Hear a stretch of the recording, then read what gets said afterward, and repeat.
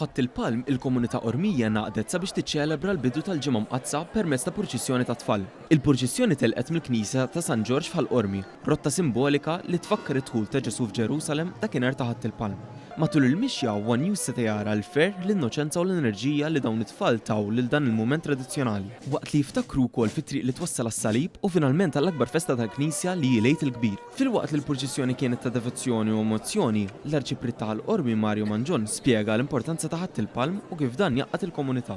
Ovvjament, apparti li lilhom rawwhom xi ftit ukoll iħobbu għandu tradizzjoni, imma wkoll lilhom lejnhom ukoll jieħdlu fl-ispirtu anke tal-ġimgħa mqazza li qed nibdew illum.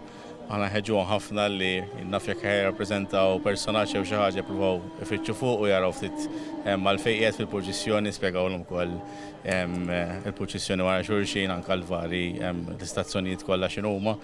Mill-fatt ta' tradizzjoni provaw noħorġu wkoll xi ħaġa li nistgħu nagħmlu biha wkoll it-tfal dwar il-ġrajja li qegħdin niċċelebraw matul il-ġimgħa.